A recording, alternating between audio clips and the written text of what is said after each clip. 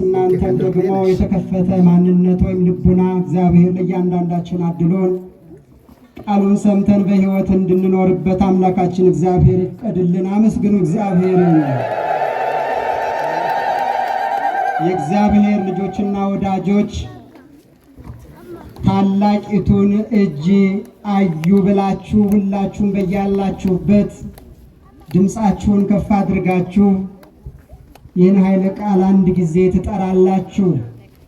ታላቂቱን እጅ አዩ። ሁላችሁም በሉ ምእመናን። አይሰማም ምእመናን፣ ቃሉን ተናገሩ። የእግዚአብሔር ቃል ነው። ታላቂቱን እጅ አዩ። አንድ ጊዜ የጠራሁት አጭር ቃል ስለሆነ ነው ምእመናን፣ እንግባባለን። ይህንን ኃይለ ቃል ኦሪት ዘጸአት በተሰኘው ከአምስቱ ክፍሎች በሙሴ ሕግ ሁለተኛው የመውጣት ታሪክን የሚነግረን 14ኛው ምዕራፍ ከቁጥር 31 ላይ መጨረሻ አካባቢ ማለት ነው እናገኘዋለን። በ14ኛው ምዕራፍ የመጨረሻ ቁጥር ወይም ክፍል ላይ ታላቂቱን እጅ አዩ ብሎ አምላካችን እግዚአብሔር ያደረገውን ገቢረ ተአምር ሙሴ እንደዘገበልን እንመለከታለን። እንደሚታወቀው የዛሬው በዓል ታሪኩ ሰፊ የሆነ ችግረኞችና ምስኪኖች በመከራ ውስጥ ያሉ የተጎበኙበት የእግዚአብሔር ክንድ ተዘርግቶ ለምስኪኖች ወይም ደግሞ ለወገኖቹ የተገለጠበት ኃይለኛ ነኝ፣ ብርቱ ነኝ፣ ዝና አለኝ፣ ስልጣን አለኝ፣ ክንድ አለኝ፣ አቅም አለኝ ያለው ኃይል የተዋረደበት የእግዚአብሔር ክብር የተገለጠበት እግዚአብሔር ወዳጆቹን ከጠላት ያስመለጠበትን ታላቅ በዓል በገናናው መልአክ ቅዱስ ሚካኤል አማካኝነት የተከናወነ ስለመሆኑ እንማራለን። አመስግኑት እግዚአብሔርን በቅዱሳን ስም።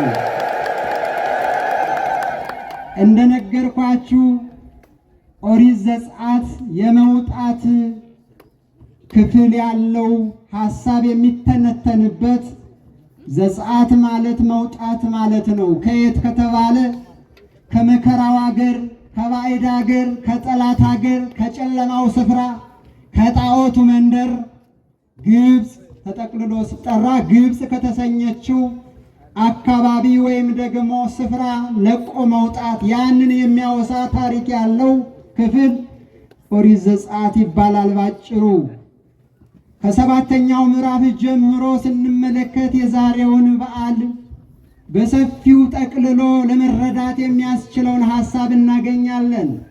ኦሪት ዘጸአት ከምዕራፍ 7 እስከ 14ኛው ምዕራፍ ቁጥር መጨረሻ አካባቢ ድረስ የዛሬው በዓል በሰፊው በቅደም ተከተል እግዚአብሔር ድንቅ ሥራውን እንዴት እንዳከናወነ በቅዱሳኑ አማካኝነት፣ በቅዱሳን መላእክት አማካኝነት፣ በቅዱሳን ሰዎች አማካኝነት ክፉዎችም ደግሞ ሲሞግቱ፣ አስማተኞች ሲነሱ፣ ሙሴንና ወንድሙ ካህኑ አሮን ሲሞግቱ፣ በሙሴና በአሮን ዘንድ ያለውን በእኛ ዘንድ ወይም በእኛ እጅ አለ ብለው የግብፅ አስማተኞች፣ የግብፅ ምናምንቴዎች፣ የግብፅ ኮተታሞች በእግዚአብሔር ወዳጆች ፊት ሲገዳደሯቸው እንደነበረ ያደረጉትን ሁሉ በእግዚአብሔር ፈቃድ ሙሴና አሮን እኛም እናደርገዋለን፣ እኛም እንችለዋለን፣ እኛም ይህንን የመጣውን ጋሬጣ መቀልበስ እንችላለን፣ ሙሴና አሮን በከንቱ ይደክማሉ፣ እኛ ለአንተ ለንጉሡ ለፈርዖን አለን፣ ምንም አይነት መከራ ቢመጣ እየረገጥ እየገዛ እያንገላታ ልታኖ ሊያኖረው የሚችለውን ይህን ደካማ ሕዝብ እስራኤልን ማለት ነው ይኖራል እየተገዛ አይወጣም። አንተ ብቻ በርታ፣ በአቋምህ በስልጣንህ ከስርህ አለን እያሉ እየመከሩ ልቡ እንዲጸና ልቡ እንዲደነድን እንዳደረጉት እንመለከታለን። አምላካችን እግዚአብሔር ያሰበው፣ አምላካችን እግዚአብሔር አስቀድሞ የወሰነው፣ አምላካችን እግዚአብሔር ይሆናል ይሁን ያለው ያ በጊዜው ይሆናልና ያ ሁሉ ዛሬ በፈቃዱ ተከናውኗል። ክብር ለታላቁ አምላካችን እግዚአብሔር ይሁን ይላል።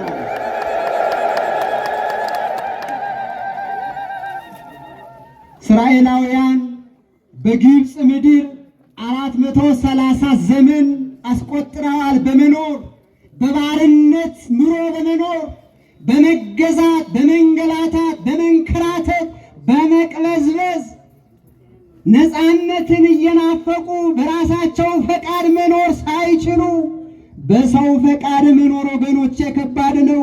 በሰው ሐሳብ መመራት ከባድ ነው። የራስን ጊዜና የራስን ፍላጎት ማከናወን አይቻልም። ለእግዚአብሔርም ለራሱም ያ ሰው መኖር አይችልም። የሚኖረው ፈቃዱ እንደተቆጣጠረው አካል ብቻ ነው። ያም ደግሞ ወገኖቼ ፈርዖን ነበረ። የእርሱን ሐሳብ የእርሱን ፈቃድ የእርሱን ጊዜ ብቻ ወስኖ እንዲያከናውኑ የወደደውን በእስራኤላውያን ዘንድ ያደርግ ነበረ።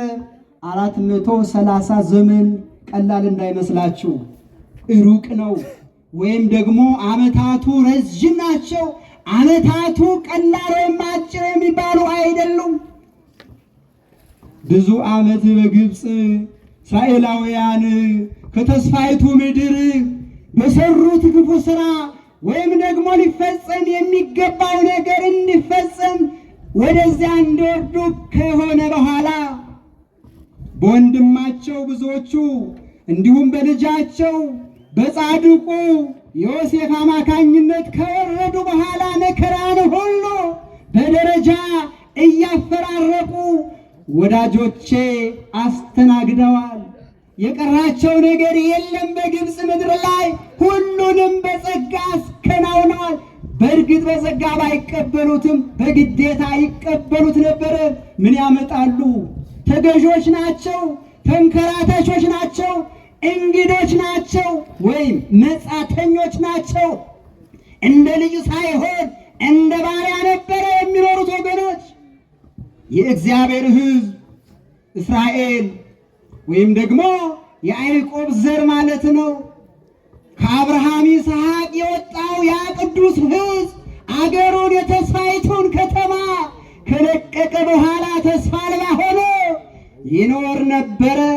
እግዚአብሔር ለቀደምት አባቶች በገባው ቃል ኪዳን መሰረት በተለይም ለአንዱ አባታችን አዳም የሰጠው የተስፋ ቃል ስላለ ሁሉንም በዚያ ልክና መጠን መድኃኔ ዓለም ኢየሱስ ክርስቶስ ዘመኑ ሲፈጸም ወደዚህ ዓለም መጥቶ ሁላችንን ሊያድነን ከዘላለማዊ የባርነት ሕይወት ወደ ልጅነት ሕይወት ታሪካችንን ቀይሮ በቤቱ በቤተ መቅደሱ ወዳጆቹና ልጆቹ አድርጎ ሊያቆመን ያ ጊዜ እስኪደርስ ድረስ እዚህ ጋም አይነተኛ ምሳሌ ነበረ።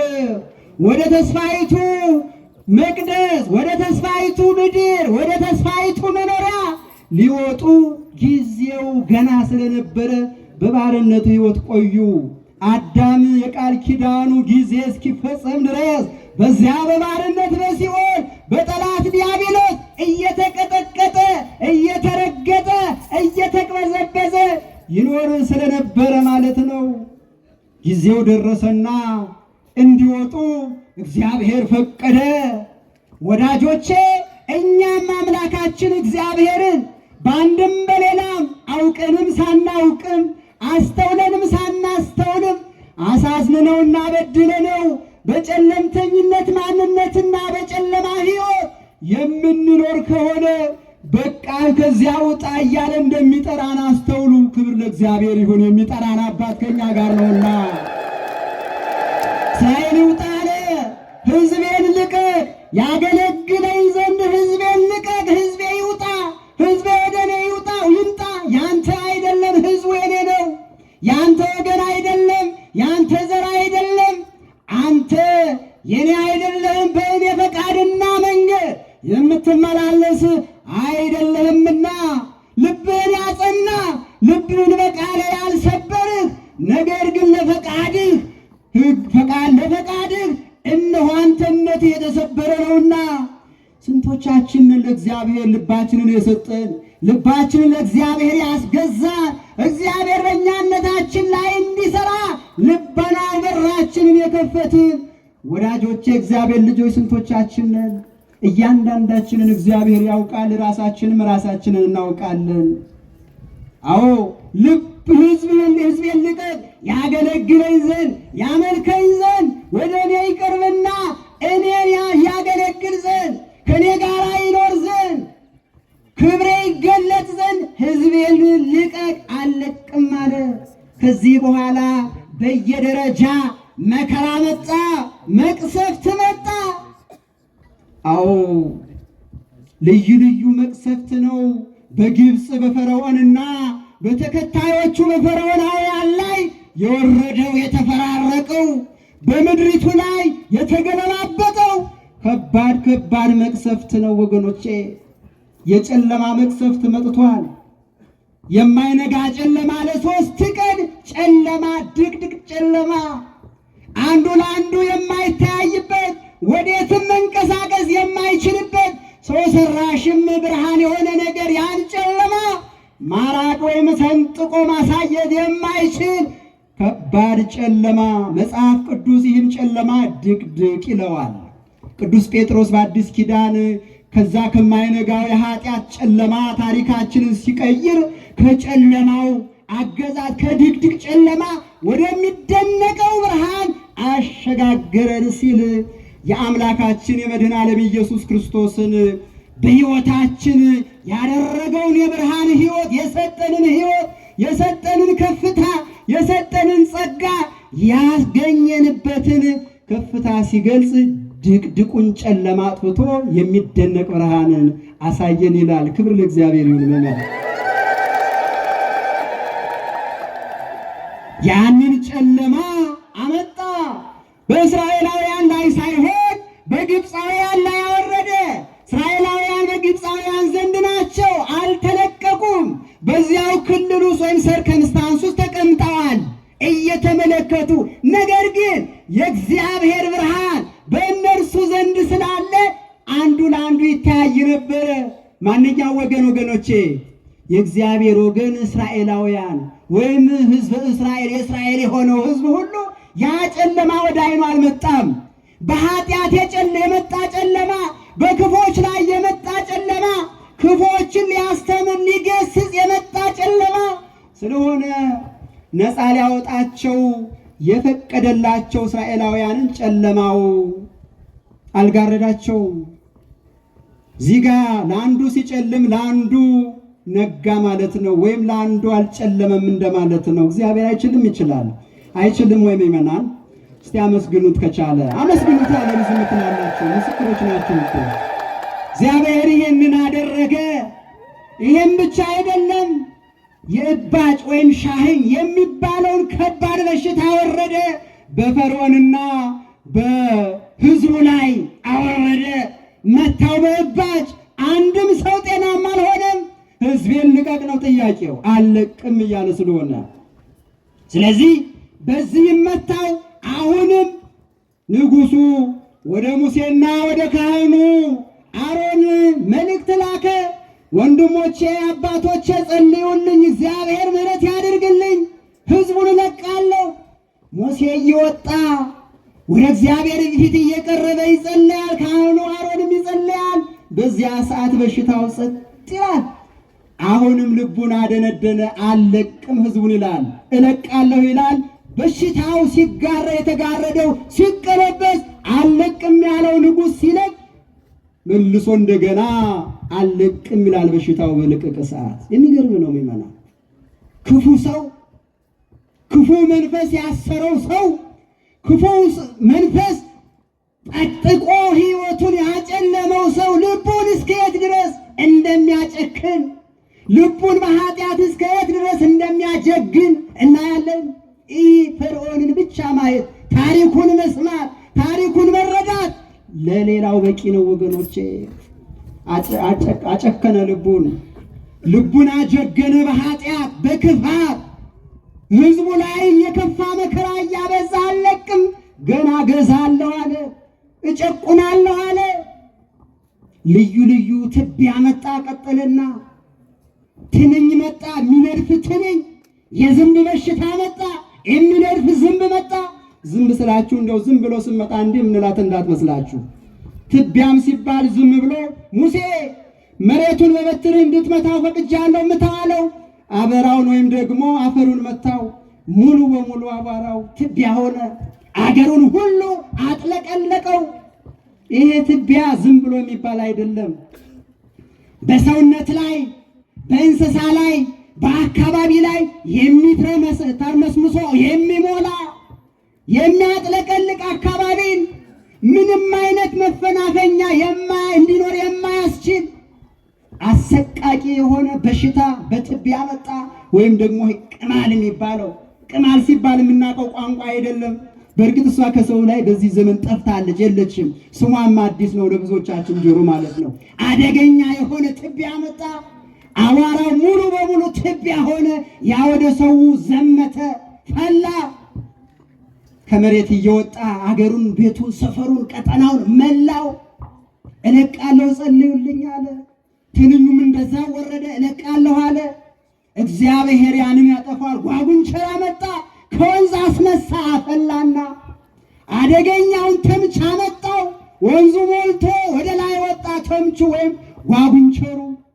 አንበጣውን መጣ፣ እንዲሁ አገሩን አጥለቀለቀው። ሰማዩን ማየት እስከሚሳን ድረስ በሀገሪቱ ሙሉ ከሰማይ እስከ ምድር ግብፅን ሞላት። ይህ ሁሉ መቅጫ ሕዝቤን ልቀቅ፣ ካልሆነ እቀጣሃለሁ፣ አንተንና ምድሪቱን እቀጣለሁ፣ የሚተርፍ ነገር ምንም አይኖርም። እግዚአብሔር በአንድም በሌላም እየቀያየረ አሳየው፣ አስተማረው። ደረጃ በደረጃ እንዲቀጣ፣ እንዲገሰጽ፣ ወደ ልቡ እንዲመለስ አደረገው። ሊሰማ ግን አልቻለም። መጨረሻ ላይ ልጠቅልለውና ብዙ ናቸው።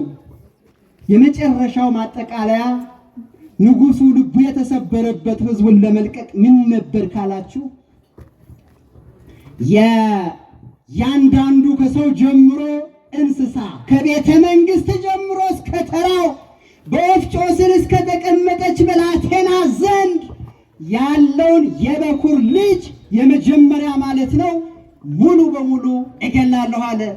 ሞት ይመጣል በበኩር ልጅ ላይ አለ። በሰውም በእንስሳት የበኩር ልጅ ላይ ሞት ይሽቀዳደማል። አንድም የበኩር ሰውም ይሁን እንስሳ አይቀርም፣ ይሞታል። ይሄንን በነ ሙሴ አማካኝነት ንጉሡ ሰማ። እየተጋበዘ የነበረው ይሄ ሲመጣበት ተማረከ ማለት ነው። ለቀቀ። አማልዱኝ፣ ጸልዩልኝ፣ ይቅር ይበለኝ ፈጣሪያችሁ፣ እለቃለሁ ሕዝቤን፣ ሕዝቡን እለቃለሁ። ድሮም የኔ አልነበሩም፣ የእርሱን ይውሰድ ብቻ ያኔንና የኔን የሆነውን ሁሉ ይማርልኝ። ይህንን ቁጣ፣ ይህንን የሞት መከራ ይመልስልኝ፣ በቃ ይበለኝ አለና ንስሐ የገባ ይመስላል፣ ግን አልገባም። እውነት ለመናገር ለቀቀ። ሕዝቡ ጉዞ ጀመረ ማለት ነው። የእግዚአብሔር ክንድ በግብፃውያን ላይ ተገለጠ ተብሎ የተነገረው ለዚህ ነው። ወርእዩ እስራኤል እደ አብየ ዘገብረ እግዚአብሔር ላዕለ ግብፅ፣ በግብፃውያን ላይ እግዚአብሔር ያደረገውን ታላቅ ገቢረ ተአምር እስራኤል ሆይ ተመልከት ነው የሚለው። ታላቂቱን እጅ አዩ የተባለውን ከዚህ ውስጥ ተፈልቅቆ የወጣ መሰረታዊ ሐሳብ ነው። ታላቂቱን እጅ እዩ። የቲቱን እጅ ወይም የትኛይቱን እጅ ከተባለ እግዚአብሔር በመልአኩ አማካኝነት በቅዱሳን አገልጋዮቹ አማካኝነት የተገለጠበት ገቢረ ተአምር የማዳኑ ኃያሉን የመገሰጹ ኃያሉን እየቀጣ ልጆቹን የሚያድንበት የሚያስመልጥበት ይህ የተገለጠበት ክንድ ልዩ ክንድ ነው። ታላቂቱን እጅ አዩ እጅ ረጅሚቱን እጅ ማለት አይደለም፣ ረጅሚቱን እጅ ታላቂቱ ሲባል እግዚአብሔር የተገለጠባት ክንድ አምላካችን እግዚአብሔር አብ በልጁ በኢየሱስ ክርስቶስ ተገልጦ ዓለምን እንዳዳነ መጨረሻ ላይ በዛሬው ባለንበት ዘመን ሁላችንም ልጆች ሆነን የድንግል ማርያም ወዳጆች ሆነን ለመኖር እርሱ ክንድ የሆነው ወደኛ ወደ መዝራቱ ላፈናው እንደተባለ አንድያ ልጁን ራሱ ክንድ የተሰኘው እርሱን ወደ ዓለም ልኮ ሁላችንን አድኖናልና ብሎ ወንጌላዊው ዮሐንስ የተናገረው ከዚህ ጋር በማያያዝ ስለሆነ ያ ይሠራ የነበረው ያልተገለጠው ጊዜው ሲደርስ የሚገለጠው ያ አዳኙ ክንድ የእግዚአብሔር ክንድ የእግዚአብሔር ልጅ ያ ቃል የነበረው ያለው የሚኖረው እርሱ በእስራኤል ላይ ተገልጦ ግብፃውያንን በክፋታቸው አራገፋቸው። ክፉዎችን ስለ ክፋታቸው ገሰጻቸው። ክፉዎች ስለ ክፋታቸው ትምህርት እንዲወስዱ አይነተኛ እርምጃ እግዚአብሔር በፈቃዱና በጊዜው ወሰደ። ስለ ወዳጆቹ ሲል ማለት ነው። ዛሬም ቢሆን ክንዳቸውን የማይመልሱ ክንዳቸውን የሚያጀግኑ በጨካኞች ወይም ደግሞ በጎልማሳ ፈረሶች ላይ ተቀምጠው የሚገሰግሱ የጠላት ዲያብሎስ ፈረሶች ሆነው የተሰለፉ ካሉ እግዚአብሔር በአንድ ጊዜ መስመሩን ይሰብረዋል። እንመጣበታለን። በ14ኛው ምዕራፍ 21 ላይ ስንመለከት አዎ ባሕረ ግርምተ ዘገብረ አረፍተ ወስቴታ አርአየ ፍኖተ ይቺ አይነተኛ ድንቅ የሆነችን ብቸኛ ተአምር እግዚአብሔር አደረገና የብስ ባህር የሆነውን ቦታውን ስፍራ በየብስ ቀየረ። ውስጧንም ደግሞ ምን አደረገ አለ? መንገድ አደረገ። ወበውስቴታ አርአየ ፍኖተ መንገድን አሳየ። መንገድን ገልጦ የእግዚአብሔር ልጆች እንዲመለሱ አደረገ ሲል ኢትዮጵያዊ ሊቅ ቅዱስ ያሬድ ቅድም ሊቃውንቱ በዝማሬ በያሬዳዊ ወረብ ሲያመሰግኑ መምህራችንም እንደጠቆሙት ተመልክተናል ማለት ነው። አሁን ከተለቀቁ በኋላ በበኩር በሞተ በኩር አማካኝነት ግብፃውያን ከተማረኩ በኋላ ወይም ደግሞ ፈርዖንና ፈርዖናውያን ከተሸነፉና ሕዝቡን ከለቀቁ በኋላ እስራኤላውያን ወይም ሕዝበ እስራኤል ወደ ኤርትራ ተጓዙ። ትልቅ ባህር ስለነበረ ለ40 ዘመን ኦሪት ዘጸአት 12:40 ላይ ስንመለከት 430 ዘመን የነበረው ሕዝብ ደግሞ ተጨማሪ 40 ዘመን 470 ዘመን። የሚገርም እኮ ነው ወገኖቼ። በስደት ዓለም በስደት እንክርት በሰቆቃ ታሪካቸው እየተገለባበጠ የራሳቸውን ሕይወት ከአምላካቸው እግዚአብሔር ጋር ሳይኖሩ አስቆጥረው አልፈዋል። በዚያ አጋጣሚ ብዙ ትውልድም እንዳለፈ መዘንጋት የለበትም ወገኖቼ። አዲሱ ትውልድ ግን ሀገሪቱን ወርሷል። በናባው ተራራ ሙሴ አሻግሮ እንዳሳየ ማለት ነው። ታዲያ ወደዚህ ተራራ ወደዚህ ወንዝ ባህረ ኤርትራ ሲደርሱ ባህሩ ያስፈራል፣ ባህሩ ይጨፍራል፣ ባህሩ ወደ ሰማይ ይገዝፋል፣ ይፈነጠቃል። አዎ ታላቅ ባህር ነው። እንኳን ሊደፈር ሊታይ አይደለ በሩቁ አይቶ ወደዛ ለመቅረብ ይከብዳል። በሰውኛ ስናየው ማለት ነው። ካርታም መጽሐፍ ቅዱስ ካርታም ይሄን ያስገነዝበናል። ታዲያ እዚያ እየቀረቡ ሲመጡ ጠላት ከኋላ ይገሰግሳል። ልቡን የሰጠው ንስሐ የገባ የመሰለው ጨካኙ ፈርዖን በሰረገላና በፈረሶች እየተመመ ሕዝብና እልፍ የሆነ ሰራዊት ይዞ ብዙ ማለታችን ነው ከኋላቸው ይደርሳል። ከነዚህ ድኩማን ሕዝብ ጀርባ ማለት ነው። ሙሴን ዘወር አሉና ምን አለ በዚያው በግብፅ በኖርንበት አባቶቻችን፣ አያቶቻችን፣ ወገኖቻችን በዚያው በረገፉበት ስፍራ እኛም ብንቀር እየተገዛን እያገለገልን ፈቃዱን እየፈጸምን እስከ ጊዜው በነበርን ይሻል ነበር። እንዲሁ እዚህ ወንዝ ዳር ላይ ከምንጠፋ እዚህ ሊጨፈልቀን ደርሷል። ጨካኝ ነው አይምረንም። እንዲያውም ከሸሸን የበለጠ ይጨክናልና መውጣት አልነበረብንም፣ የበለጠ ይከፋልና ብለው አለቀሱበት። እስቲ ያስቡት ወገኖች፣ እያንዳንዳችሁ አይደለ ቆመን እየተራመድን እንቅፋት ሲመታን ምን እንደምን እናውቃለን። የሆነ ሽሙጫም ከገጠመን ምን እንደምናስብ እናውቃለን። የኛ እምነት የት ደረጃ ደርሷል? እስከ የት ነው ያለነው? ለእግዚአብሔርስ እየተመቸነው ነው ወይስ አይደለም? ጥያቄ ምልክት ነው። ደረሰባቸው፣ እሱም ደስ አለው ስለደረሰባቸው። እናንተ ደካሞች የምታመልጡ ይመስሏችሁ ያስኳችሁ አልምራችሁም፣ ለአንድና ለመጨረሻ አሁን አጠፋችኋለሁ አለ። ሙሴን ረገሙት፣ አለቀሱበት፣ አዘኑበትም። እግዚአብሔር ሆይ ብሎ ጸለየ። አሁን እግዚአብሔር ድምፅ አሰማ ለሙሴ። መልአክም በፊቱ ነበረ። መርሆሙ መዓልተ በደመና ወኩሎ ሌሊተ በብርሃነ እሳት ወአውፅኦሙ ለሕዝቡ በትፍሲት ፈነወ መልአኮ ወአድኃኖሙ። መልአኩን ልኮ ሕዝቡን አዳናቸው።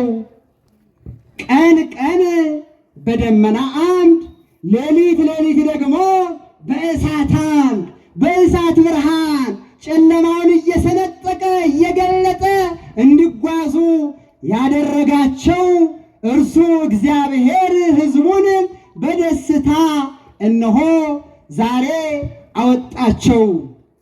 ለምን?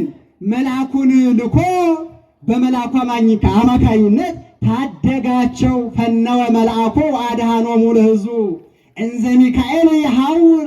ሚካኤልም ደግሞ ቅድመ አዕይንቲሆሙ ለእስራኤል፣ በእስራኤል እይታ ፊት ሆኖ ሚካኤል ሕዝቡን በእግዚአብሔር ትእዛዝ ታደጋቸው። ክብር ለሚካኤልና ለአምላኩ ይሁን። አሜን በሉና መስገኑ ክርስቲያኑ። አዎ እዚያ ቦታ ላይ ተአምር ተገለጠ። ባሕረ ግርምተ ያለው ሊቁ ይህንን ነው። አስደናቂ ገቢር እዚህ ላይ ተአምር አደረገ እግዚአብሔር በመልአኩ አማካኝነት።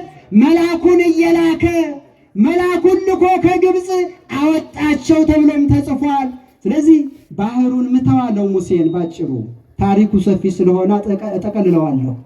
ባህሩን ምታው፣ ዝቅ ብለ ጎንበስ ብለ ባህሩን በበትር ምታው እንዳደረገ እንዳዘዘው ሙሴም ከወንድሙ ከካህኑ አሮን ዘንድ ሆኖ ያንን ባህር መታው ማለት ነው። ባህሩ እንደ ግድግዳ ቆመ፣ ወደ ላይ ቆመ፣ ወደ ታይም ቆመ። ማህሉ የብስ ሆነ። ማህሉ አስፋልት የምንለው የለሰለሰ መንገድ ሆኖ እስኪሳል ባይምሯችን ድረስ እግዚአብሔር ለቅዱሳኑ ተናግሮ ማህሉን የብስ አድርጎ ግራና ቀኝ ግድግዳ እየተደገፉ የምን ግድግዳ ከተባለ የባህር ግድግዳ። ክብር ለእግዚአብሔር ይሁን ምእመናን። የባህር ግድግዳ እየተደገፉ በግራ እጃቸውና በቀኝ እጃቸው በያሉበት አቅጣጫ መሰረት ከቀኝ ያሉት ቀኝ ግድግዳ፣ ከግራ ያሉት ግራ ግድግዳ፣ በመሃል ያለው ወንድሙን እህቱን እየደገፈ ተደጋግፎ በደስታ በየብስ ተሻገሩ ማለት ነው። እግዚአብሔር የተመሰገነ ይሁን። ከዚህ በለጠ ተአምር ምን አለ? ሕዝቤን በመልአኩ አማካኝነት አወጣለሁ አድናለሁ ብሎ ተናግሮ ነበረና 14:21 ላይ የተናገረው ይህንን ነው። በመልአኩ አማካኝነት ባህሩን ከፍሎ ያ ባህር ሲከፈል መልአኩ በዳርቻ አካባቢ ሆኖ እልፍ ብሎ ቆሞ ነበረ ይላል የእግዚአብሔር ቃል። መልአኩ ዙሪያውን ቆሞ ወገኖቹን ይመለከት ነበረ። በምሕረት ዓይኖቹ መልአኩ ቅዱስ ሚካኤል ቅዱሱን የእግዚአብሔር ሕዝብ ይመለከተው ነበረ። እግዚአብሔር ፈቅዶ ልኮታልና ከጠላት ሊያስመልጥ በሙሴና በታላቁ መልአክ ቅዱስ ሚካኤል አማካኝነት ሕዝቡ ከጠላት አምልጦ ተሻገረ። ክብር ለአርያሙ እግዚአብሔር ይሁን። ምእመናን አመስግኑ።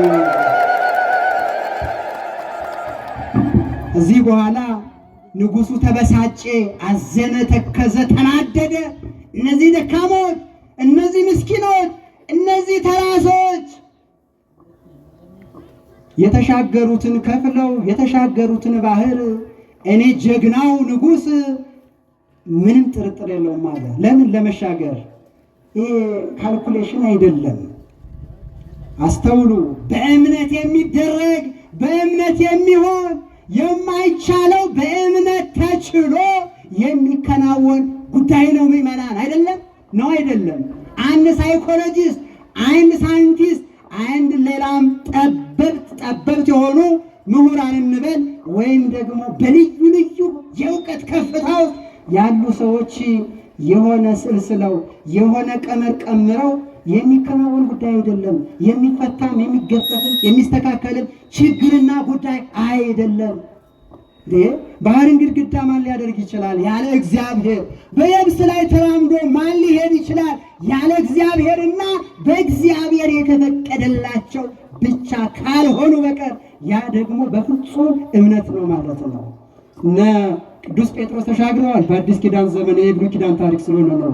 በአዲስ ኪዳን ማቴዎስ ወንጌል ላይ ተሻግረዋል። መሀል ላይ ሲደርሱ ስላመነቱ ስለተጠራጠሩ እግራቸው ዝቅ ዝቅ እያለ ሲመጣ ጮኸው አምላካቸው ኢየሱስ ክርስቶስ ምን ልበላችሁ ወገቡ ላይ ተለጥፈው ዘለው እሱን አንቀው በእርሱ ተደግፈው እውነተኛ አምድና መሰረት የሕይወት አምድ ስለሆነ በእርሱ ከባህር ወጥተዋል ማለት ነው።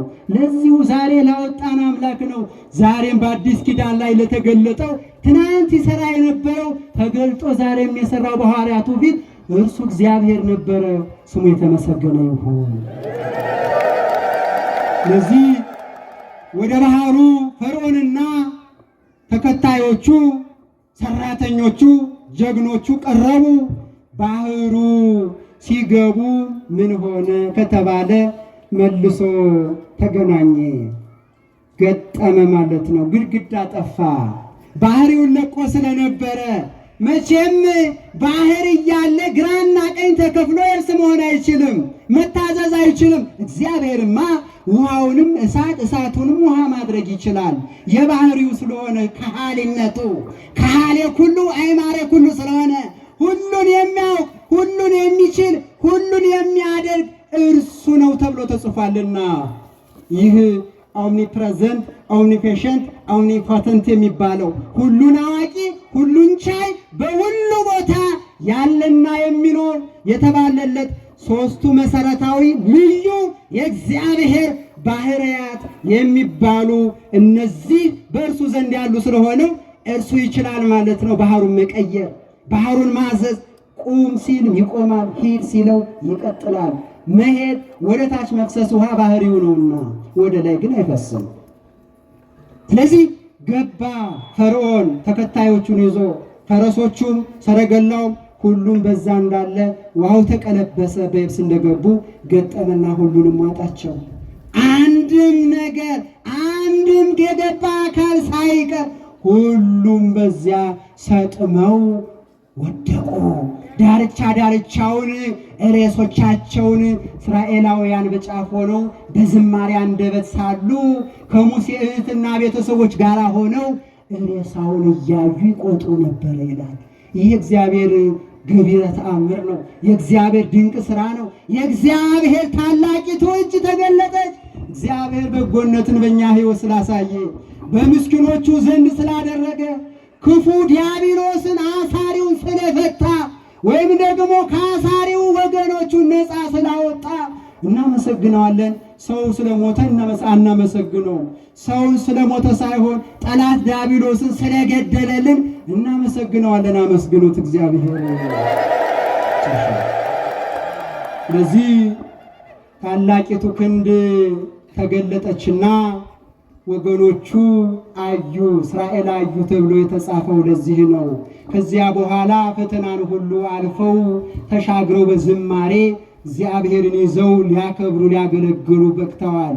ጠላትን ለማምለጥ ወገኖቼ ዛሬም ባለንበት የፈተና ባህር ውስጥ የፈተና ማዕበል ውስጥ የፈተና መንደር ውስጥ ከዚህ ለመውጣት በአንድም በሌላም ከገጠመን ልዩ ልዩ ሰቆቃና ችግር ወይም እስራት ነፃ ለመውጣት ዓለም አልለቅህም፣ ዓለምና ዓለማውያን በጣዖት በዲያብሎስ ማነቋቸውን አጥብቀው አልለቅህም ሲሉን እኛም እምቢ በማለት በእምነት የፈርዖን የልጅ ልጅ እንዳይባል ሙሴ በእምነትም ቢያለ ተብሎ ተጽፏልና እኛ ጨክነን በእምነታችን ወደ እግዚአብሔር ልንቀርብ ይገባል። መልአኩ እየጠበቀ በቤተ መቅደሱ እንዲህ እንዳማረብን እንደ ሰማይ ከዋክብት እንደ ምድር አሸዋ በዝተንና ደምቀን እግዚአብሔርን እንድናመሰግን እግዚአብሔርን እያመለክን እንድናከብረው ብሎም በመንፈሳዊ ሕይወት አድገን እግዚአብሔርን አገልግለን ፈቃዱን ፈጽመን በቅዱሳን ምልጃና ጸሎት ታግዘን ቅዱስ ሥጋውንና ክቡር ደሙን ተቀብለን ለሰማያዊቱ መንግሥት እንድንበቃ ሁልጊዜም በዚህ አይነተኛ ታሪክ ወደ ሕይወታችን አጣጥመን ትምህርቱን በመውሰድ ልንኖርበትና ፍሬ ልናፈራበት ይገባል ማለት ነው። ታላቂቱን እጅ አዩ። የእግዚአብሔር መልካም ፈቃዱ ሆኖ በጎውን ሁሉ በሕይወታችን አከናውኖልን ሀገራችንን፣ ከተማችንን፣ መንደራችንን፣ ቤተ ክርስቲያናችንን ሁላችንንም ከክፉ ነገር ሁሉ ከጠላት ዲያብሎስ ሰቆቃና መከራ ነፃ አውጥቶ ፍጹም የሆነ ሰላምን ሰጥቶን በደስታና በከፍታ አምላካችን እግዚአብሔርን እያመሰገንና እያገለገልን እንድንኖር አምላካችን እግዚአብሔር ይፍቀድልን። ወስብሐት ለእግዚአብሔር። እግዚአብሔርን አመስግኑ። የአምላካችን ስሙ የተመሰገነ ይሁን። ቀናውን ጎዳና ላሳየን፣ ሰላሙን አድሎ በዚህ መልኩ ቁመን እንድንሰማ ስለፈቀደልን ስሙ የተመሰገነ ይሁን። ለመምህራችንም ቃለ ሕይወት ያሰማልን፣ ቃለ ሕይወት ያሰማልን፣ የአገልግሎት ዘመናቸውን ይባርክልን ብላችሁ እግዚአብሔርን አመስግኑላቸው።